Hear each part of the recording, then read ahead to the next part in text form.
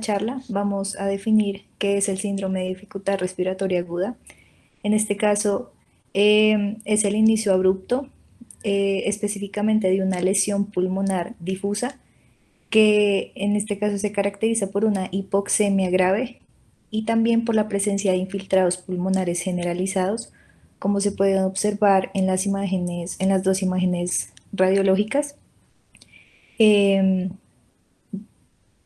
pues como ya lo dije, se detectan en la radiografía de tórax en ausencia de una insuficiencia cardíaca en el lado izquierdo.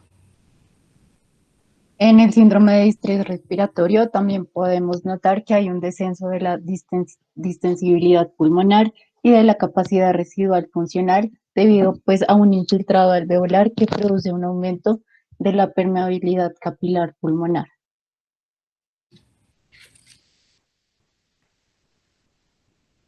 Entonces acá, para complementar un poco, acá podemos notar específicamente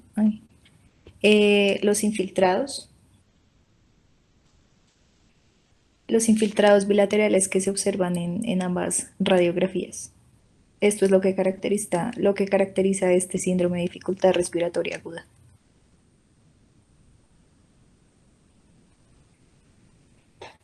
Entonces, en la epidemiología como tal, tenemos que el síndrome de distrés respiratorio agudo se caracteriza por ser un síndrome clínico secundario a alguna otra causa como tal, con una incidencia anual de 80 casos por 100.000 habitantes adultos específicamente, porque se han registrado que estos casos acerca de este síndrome se detecta mayormente en adultos. Mm, En cuanto a los datos epidemiológicos a nivel mundial, eh, no encontramos mucha información acerca de casos en Colombia como tal, pero sí encontramos registros que, pues según la definición como tal del síndrome de distrés respiratorio agudo, eh, la incidencia es de 34 casos por cada 100.000 personas por año en Australia y de 17,9 casos cada 100.000 personas por año en Escandinavia. Bueno, en cuanto a la prevalencia, también tenemos que saber que es de 16 casos cada 100.000 personas por año para las personas de edades entre 15 a 19 años y de 306 casos cada 100.000 personas por año entre las personas que tengan entre 75 a 84 años. En un amplio estudio que fue efectuado en el 2014, en 495 UCIs pues, de diversas partes del mundo. Incluyeron 2.377 pacientes que desarrollaron un síndrome de distrés agudo dentro de las 48 horas siguientes a su ingreso. La prevalencia del síndrome de distrés respiratorio agudo es del 10,4% y de este el 30% para un estadio leve, el 46,6% para el moderado y el 23,4% para el grave. Acá hay que tener en cuenta los datos de mortalidad. Se dice que pues por un buen tiempo este síndrome tuvo una tasa de mortalidad elevada, pero a medida que fueron pasando los años, esta tasa disminuyó y también se registró que la hipoxemia, que es una de las alteraciones principales por las que se puede detectar este síndrome, ya no es una causa directa de la mortalidad como tal.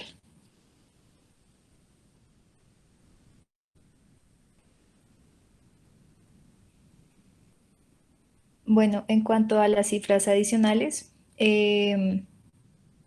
investigamos un poco más a fondo acerca de la epidemiología de este síndrome y se dice que la incidencia del síndrome de estrés respiratorio agudo es del 58,7 sobre 100.000 pacientes por año, mayores a 75 años.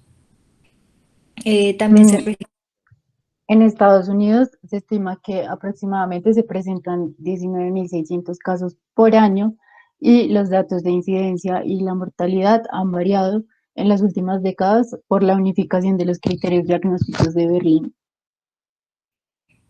Estos criterios diagnósticos como tal los vamos a explicar más adelante, pero lo que quiere decir es que estos, según los signos y síntomas que presenta el paciente, se pueden clasificar de acuerdo a, pues, a estos criterios, y esto lo que nos permite es identificar eh, con más facilidad este síndrome en los pacientes.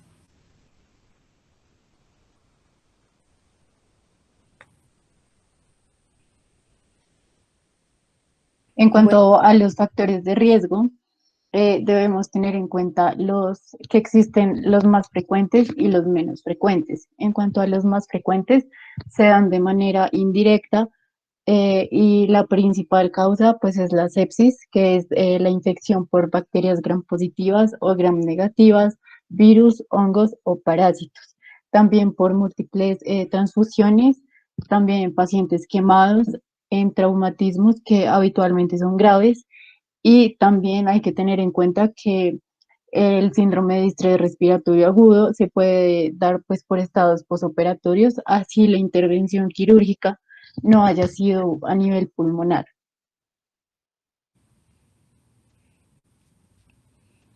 eh, bueno, en cuanto a los menos frecuentes, tenemos algunos ejemplos acá. Está la sobredosis farmacológica, una transfusión masiva de sangre, también se encuentra un posible ahogamiento de agua salada o dulce y la inhalación de humo. Y en cuanto a los infrecuentes, que significa que son casos muy raros, que son los que son las causas secundarias que pueden evidenciarse para que se lleve a cabo este síndrome. Puede ser una tuberculosis miliar, una intoxicación por paraquat y una posible lesión o hipoxia del sistema nervioso central.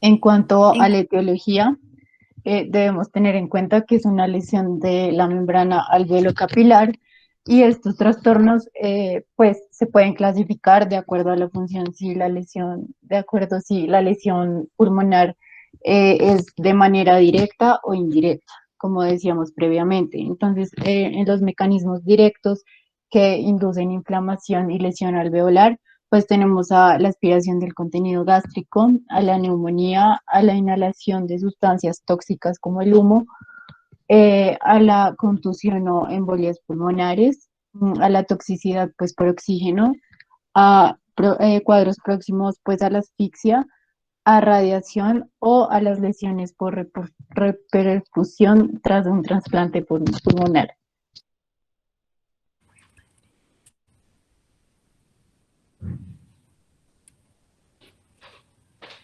Bueno, en cuanto a las lesiones indirectas, los mecanismos indirectos van desde el exterior del pulmón mediante la presencia y liberación de citoquinas inflamatorias como tal, que causan lesión tisular directamente en los pulmones, ¿sí?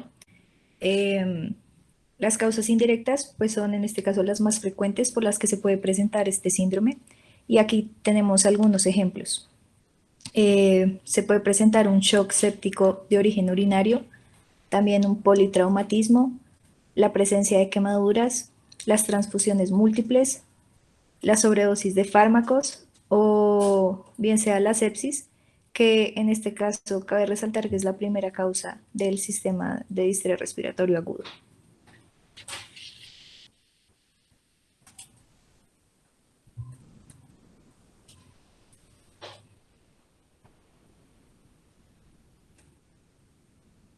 En cuanto a los factores de riesgo directo de este síndrome de distrés respiratorio agudo, pues tenemos que está la sepsis de origen pulmonar en un 24%.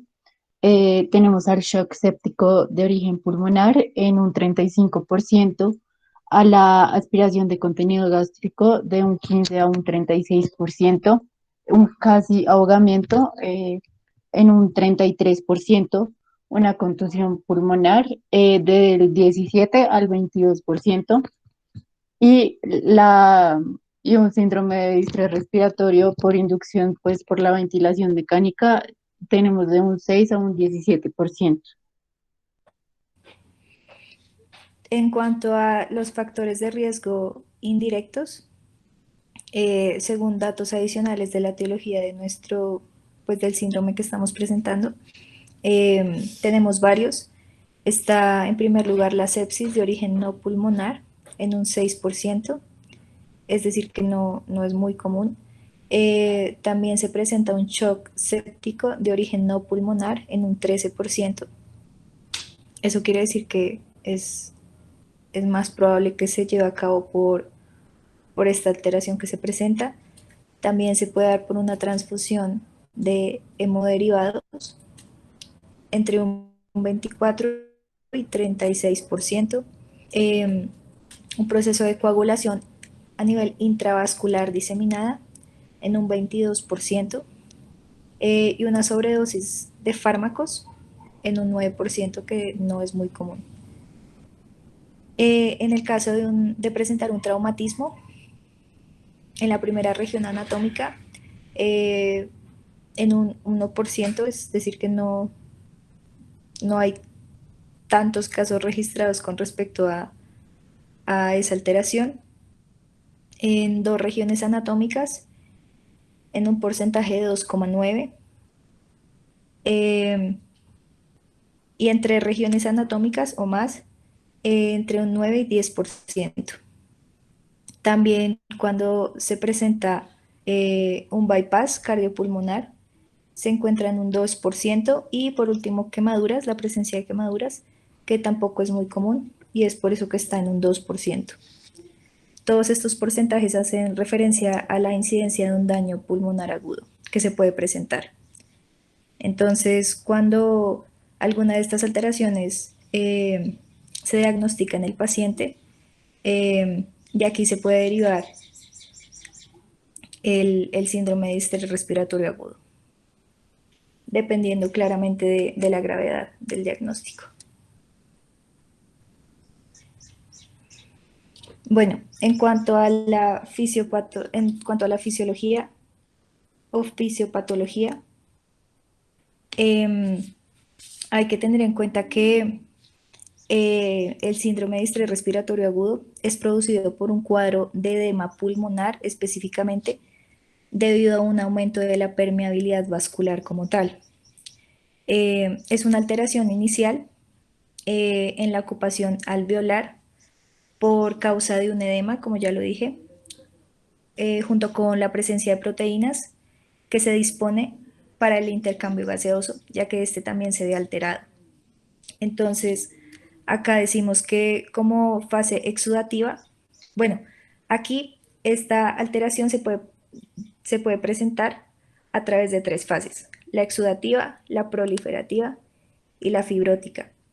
En cuanto a la exudativa como tal, tenemos que el síndrome de dificultad respiratoria agudo se da por la liberación de citoquinas, y la presencia de moléculas proinflamatorias también. Estas en este caso activan los macrófagos alveolares y los neutrófilos hacia los pulmones, lo que genera que haya una liberación específicamente de leucotrienos, oxidantes y factores activadores de plaquetas y proteasas. Estas lo que hacen es producir un daño como tal a nivel del endotelio capilar y en el epitelio alveolar específicamente. Y también, pues, al liberarse estas sustancias, alteran las barreras entre los capilares y los espacios aéreos. Por causa de esto, se pueden producir varias cosas. Entre estas, eh, hay presencia de líquido de edema y también hay presencia de proteínas y restos celulares que inundan el espacio aéreo como tal. Y lo que produce esto es que haya una pérdida del surfactante pulmonar, que en este caso cabe resaltar que es el que nos brinda protección, siendo una capa de líquido producido por los neumocitos tipo 2 para, pues para proteger, como ya lo dije, el epitelio alveolar. También se puede producir un colapso de la vía aérea, una alteración en el proceso de ventilación-perfusión y también puede conllevar a una hipertensión pulmonar. Para Después, completar,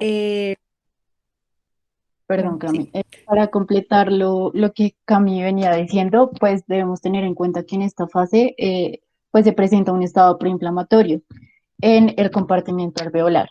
Entonces, pues esta respuesta inflamatoria se puede trasladar a la circulación sistémica por efecto de la ventilación mecánica. Entonces, en cuanto a la estabilidad procoagulante, bueno, la fibrinólisis, esta pues se desequilibra a favor del primer estado en el compartimento alveolar y esto pues demuestra la presencia de fibrina en el lavado broncoalveolar y también pues en las membranas hialinas. Entonces, el sistema de coagulación fibrinólisis pulmonar, pues este se desequilibra por consecuencia de los mecanismos complejos a nivel alveolar y pues también como el aumento de la expresión del factor tisular. En el síndrome de distrés respiratorio agudo se producen microtrombos capilares eh, pulmonares de forma pues precoz, muy temprana, y también se lesionan vasos de diámetros grandes y pequeños.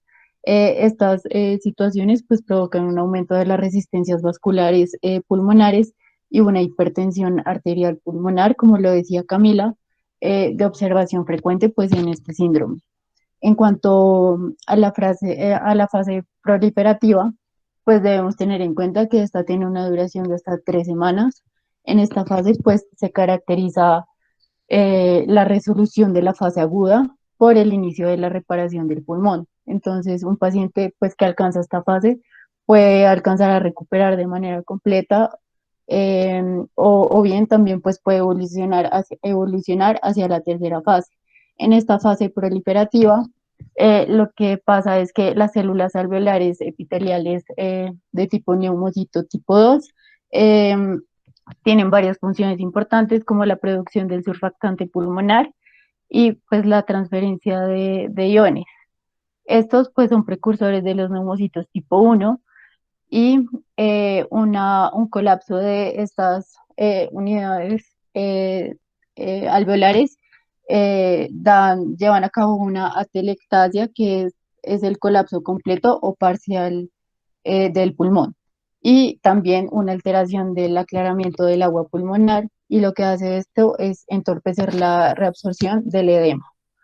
En la fase de fibrosis, bueno, lo que sucede es que hay una proliferación de los neumocitos tipo 2 y de los depósitos de colágeno en los espacios aéreos distales. Entonces, en la elevación de la concentración del procolágeno 3 en el lavado broncoalveolar se relaciona pues con la presencia de una fibrosis histológica en el síndrome de distrés respiratorio agudo. En este pues se desconocen los mecanismos moleculares que regulan el paso pues a la recuperación completa tras la fase pues, edematosa de la lesión inicial. Y en algunos pacientes es importante tener en cuenta que la estructura del pulmón normal queda situada por tejido fibroso. Entonces esto pues normalmente genera una oclusión vascular progresiva o hipertensión pulmonar. Y en muchos pacientes pues que evolucionan hasta esta fase necesitan de un tratamiento pues con soporte a largo plazo, pues mediante la ventilación mecánica y administración de oxígeno. bueno, acá cabe resaltar que la imagen que quisimos proyectar eh, hace una comparación entre un alveolo normal y un alveolo que está pues alterado. En este caso, en el alveolo normal, bueno, se ven las estructuras en, pues en un buen estado, funcionando de una buena manera. Se ve el surfactante pulmonar, em, los macrófagos alveolares sin ningún tipo de alteración y los neumocitos tipo 2. Y en el lado derecho, pues acá sí se ve que hay una alteración bastante grave, teniendo en cuenta la liberación de los neutrófilos dentro del endotelio, la liberación también em, de moléculas proinflamatorias, el factor de necrosis tumoral alfa, múltiples interleuquinas como la 6, la 10, la 8, la presencia de fibrina, pues íntimamente relacionado con el proceso inflamatorio y demás.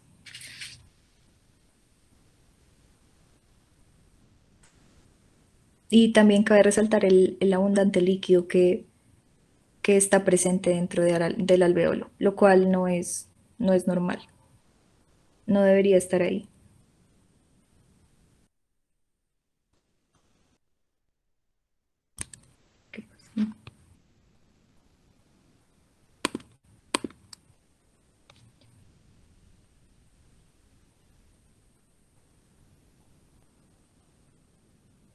Bueno, en cuanto a los síntomas que nos puede referir el paciente, puede ser la disnea, la tos, la ansiedad, la cianosis y el dolor torácico.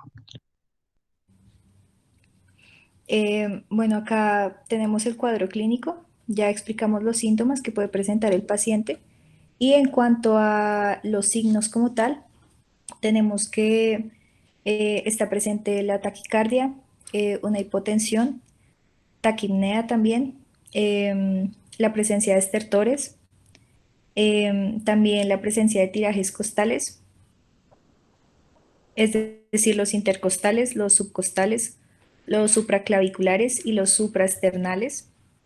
Y por último, una disociación tóraco-abdominal.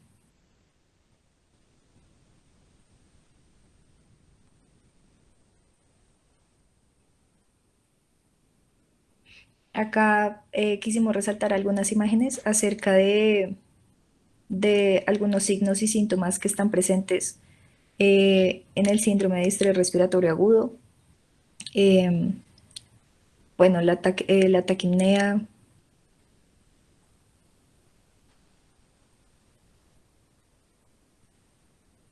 La hipotensión, la ansiedad, la cianosis y la tos.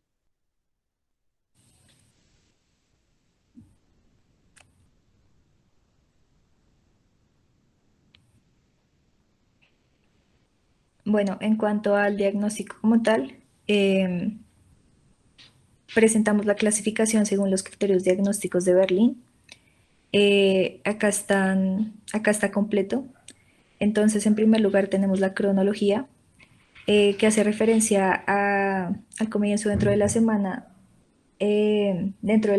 que ocurrió un daño conocido o la presencia de síntomas respiratorios agravados o nuevos.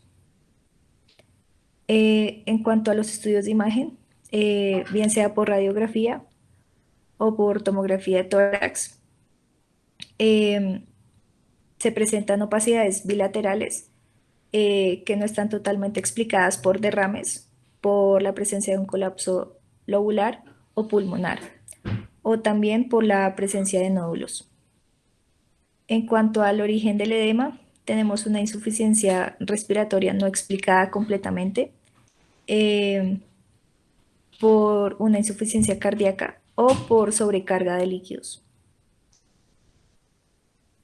Bueno, complementando lo que dijo mi compañera Camila, en cuanto a la radiografía de tórax, esta nos puede ayudar a revelar pues el hallazgo de los infiltrados pulmonares bilaterales de carácter algodonoso y este pues puede indicar la realización pues de radiografías torácicas para controlar la evolución de la enfermedad y pues la resolución. También es importante hacer un examen pues de gasometría, pues en sangre arterial, debido a que esta nos puede revelar hipoxemia y en fases iniciales una alcalosis respiratoria, es decir, un aumento del pH arterial o la disminución de la presión parcial de dióxido de carbono como consecuencia pues de la taquipnea. Y pues a medida que el paciente muestre como un incremento de la fatiga, pues esta va a aumentar y va a aparecer pues la acidosis respiratoria, que va a ser la disminución del pH arterial, pues como consecuencia de un aumento de la presión parcial de dióxido de carbono y la disminución de concentraciones de bicarbonato. En cuanto a la oximetría de pulso, pues este nos puede dar una información adicional a medida que disminuye la saturación de oxígeno del paciente, pues con hipoxemia progresiva.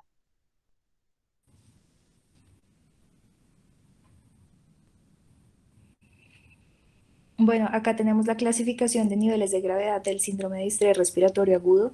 Este básicamente por medio del PAFI, evalúa los trastornos de la oxigenación que presenta el paciente. En este caso puede ser leve, moderado o grave. Entonces, en cuanto al leve, pues es de 200 milímetros de mercurio menor que la presión arterial de oxígeno sobre la fracción inspirada de oxígeno menor o igual a 300 milímetros de mercurio con presión pues de final después de la expiración positiva o la presión positiva si continúa mayor o igual a 5 centímetros pues de agua.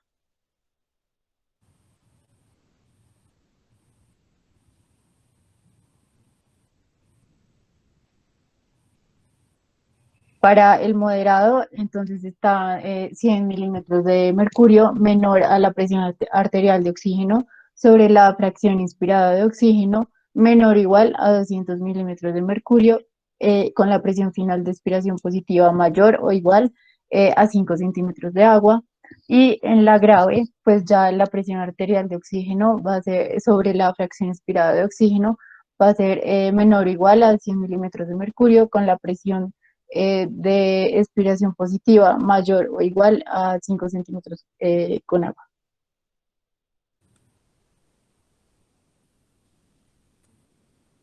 Esto también depende, bueno, la clasificación depende también de la alteración primaria que esté presentando el paciente. Bueno, acá tenemos algunos ejemplos de radiografías de pulmón con síndrome de distrés respiratorio agudo. En la primera imagen tenemos una radiografía anteroposterior donde se evidencian los infiltrados algodonosos bilaterales. Y acá en las imágenes de abajo tenemos una radiografía axial donde pues, se evidencia eh, cerca de los bronquios, bueno, en el pulmón como tal, eh, de igual manera lleno de infiltrado algodonoso bilateral. Ambas son tomografías de tórax, que es el principal examen, por así decirlo, para poder identificar este síndrome como tal. En cuanto a la imagen A, eh, pues para completar un poco lo que dijo mi compañera Camila, tenemos pues a un paciente que tiene un síndrome de distrés respiratorio agudo, pues por una causa extrapulmonar. Y la imagen pues muestra un aumento de la opacificación pues en las porciones posteriores dependiente de los pulmones y una opacidad en vidrio deslustrado pues situada más ventralmente. También en la imagen B, el síndrome de distrés respiratorio pues de ese paciente está relacionado pues con una infección pulmonar y se observan pues opacidades como parcheadas en el espacio aéreo sin gradación del pulmón dependiente pues al no dependiente.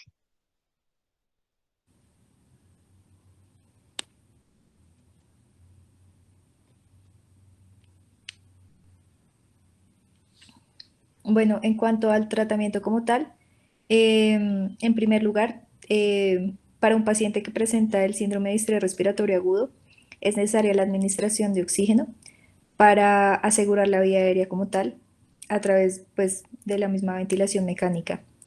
Se dice que el objetivo de la ventilación mecánica como tal en un paciente que presenta este síndrome es asegurar el intercambio gaseoso, puesto que por la disfunción pulmonar y el infiltrado inflamatorio que está presentando, principalmente el paciente como tal en sus pulmones, eh, esto puede alterar significativamente el proceso del intercambio gaseoso.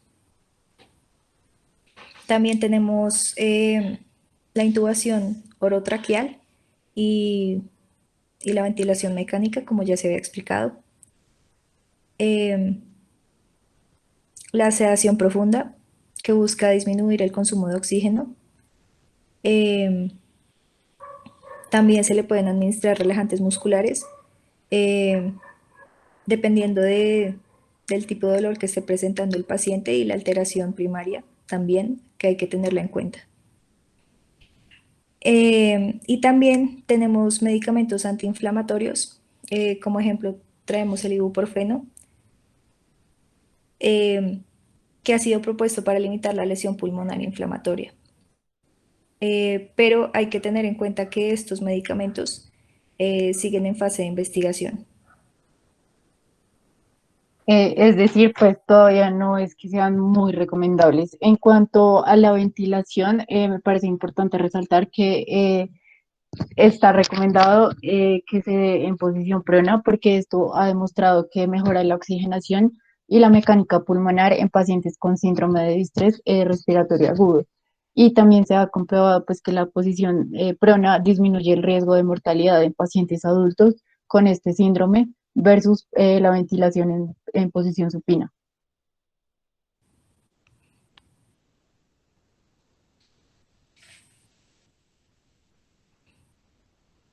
Y para un momento, en cuanto al tratamiento, también hay que tener en cuenta que los corticosteroides tensioactivos, como la N-acetilcisteína, estatinas o agonistas beta, son eficaces pues para reducir la mortalidad o la duración de la ventilación mecánica en pacientes con síndrome de estrés respiratorio agudo.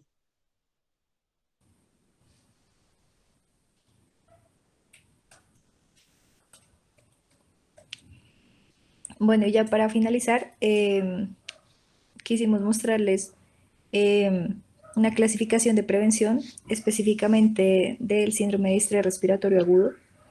En cuanto a una prevención primaria, hay que tener en cuenta la vacunación oportuna, tanto de la influenza como para el neumococo. También es necesario tomar medidas para impedir que se presente una aspiración bronquial. En cuanto a la prevención secundaria, es necesario, en este caso, evitar la administración excesiva de líquidos.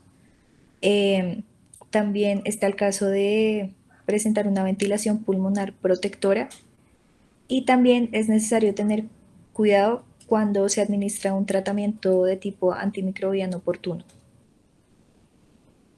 teniendo en cuenta los efectos adversos que puede tener en el organismo. También es necesario tener en cuenta las restricciones de transfusión y evaluar cuando se presenta una extubación temprana. Y ya para Y fin bueno, para finalizar, tenemos la prevención terciaria, que va a ser la sedación restringida, se debe impulsar pues la analgesia y la ventilación mecánica espontánea.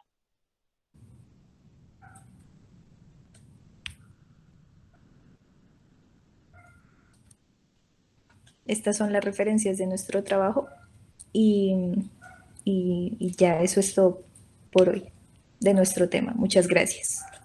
Gracias. Y Camila y Juliana, quería agregar yo unas cosas. Y pues para todos, muy buenas tardes. ¿Sí me están escuchando ahí? Sí, señor.